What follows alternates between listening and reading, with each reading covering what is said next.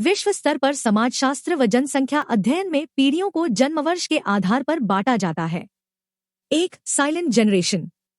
जन्म 1928 से 1945। विशेषता: परंपरागत, अनुशासित, युद्ध और संघर्ष का अनुभव, बचत पर जोर। 2. Baby boomers. जन्म 1946 से 1964।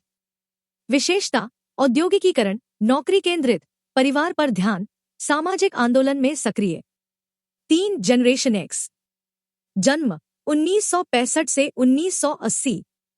विशेषता: शिक्षा और रोजगार की ओर झुकाव, तकनीक की शुरुआत, टीवी, कंप्यूटर, स्वतंत्र विचार। 4. मिलेनियल्स बटा जेन वाई।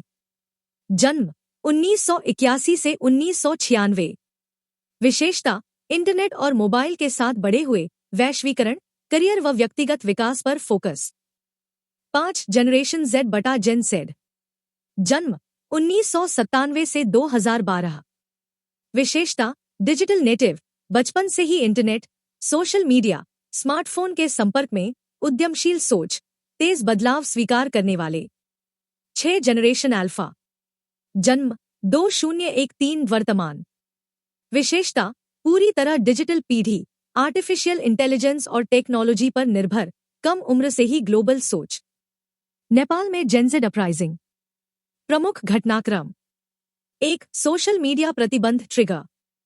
सरकार ने 26 प्रमुख सोशल मीडिया प्लेटफॉर्म जैसे Facebook, Instagram, WhatsApp, YouTube, x आदि को बिना पंजीकरण के अवरुद्ध कर दिया, जिससे जेन जेड की डिजिटल स्वतंत्रता पर हमला माना गया। यह अंतिम कड़ी साबित हुआ, जिसके बाद शांत ऑनलाइन विरोध सड़कों पर बदल गया। 2. नेपो किड्स अभियान का प्रभाव। नेपो किड्स नामक अभियान के तहत युवाओं ने राजनीतिक परिवारों के बच्चों के आलीशान जीवन शैली और भ्रष्टाचार की ओर ध्यान आकर्षित किया। इस अभियान ने जनरेशन जेड के भीतर गहरा लोकतांत्रिक आक्रोश जगाया। 3. कूच और हिंसात्मक टकराव।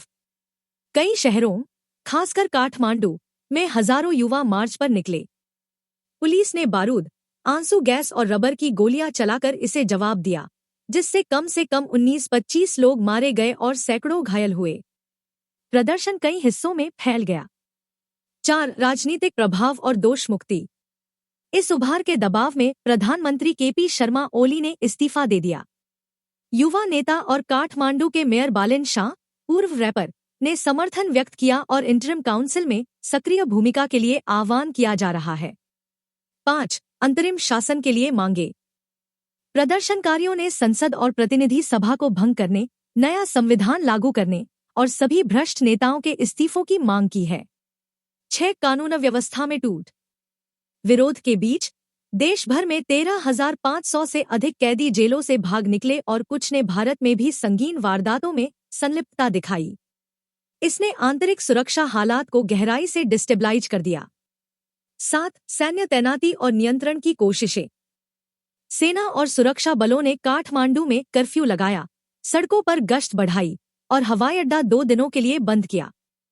स्थिति को नियंत्रित करने का प्रयास जारी है। 8. जनरेशन जेड प्रदर्शनों के बीच प्रोटेस्टर्स ने सुशीला कार्की को इंटरिम प्राइम मिनिस्टर के रूप में प्रस्तावित किया है।